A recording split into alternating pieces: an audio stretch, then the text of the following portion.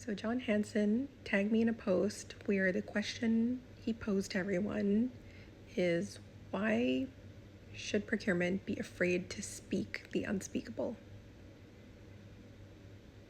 What a loaded question. I mean, we could speak about this for a whole day easily and just scratch the surface, right?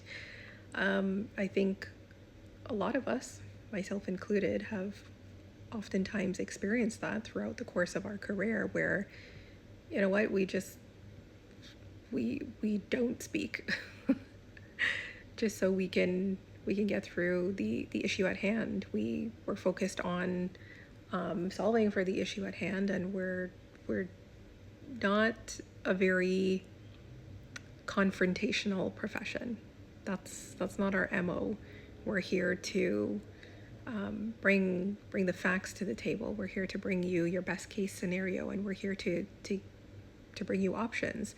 We're actually here for the same end result that you're here for. It's just that we speak two different languages, and I think that lends to the challenges of communicating with one another, and why oftentimes instead of procurement trying to convince people to be on their side, it's better to just take a pause and take a step back and not say much of anything at all. But I've gathered up my thoughts here. It sent me straight to my computer to type out a blog post, so I'll let you know once that's up. But let me share with you what I've come up with. And I've actually put another spin on it. I think that I'm also going to tell you about why procurement shouldn't be afraid to speak the unspeakable. So in procurement, there is often a hesitation to speak candidly, to speak out in the open, speak off the top of your head. And this is especially true when the truth might be uncomfortable. And can you imagine speaking the unspeakable in front of a chief or a board of director, a steering committee? Lots of managers in the room. So, but why should we fear expressing our true thoughts? Isn't honest and transparent dialogue, isn't that about, it's not about seeking unanimous agreement or forcing compliance. In actuality, it's about fostering really meaningful discussions that lead to a better understanding overall between people and any issues at hand or what it is that needs to be accomplished. So critical thinking and debate aren't just like exercises. They're not intellectual exercises alone. They are really vital to the health of an organization. It helps you to figure out things, solve problems, come up with a vision, just to name a few.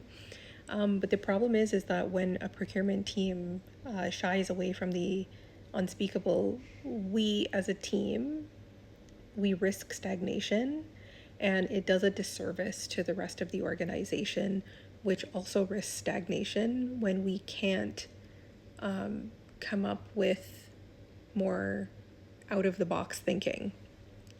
So another way where that hits a procurement and organization is through innovation. We've got all this digital transformation, innovation and new technologies, things like that coming out, but innovation needs an environment. It thrives in an environment where ideas and you know, even if they're controversial, it needs an environment where it can be explored openly.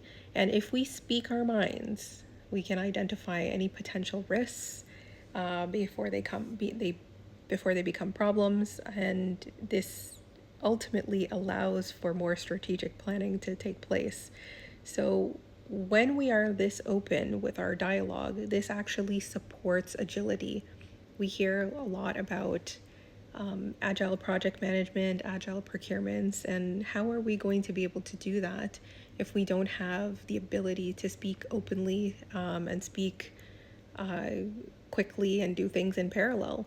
This actually allows an organization to pivot quickly in response to new information or challenges that comes up.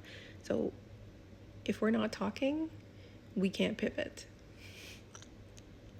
So if we address and speak what we think is unspeakable, it can actually strengthen relationships overall, because what this does is demonstrate to the team and any stakeholder involved that there is a commitment to having open communication.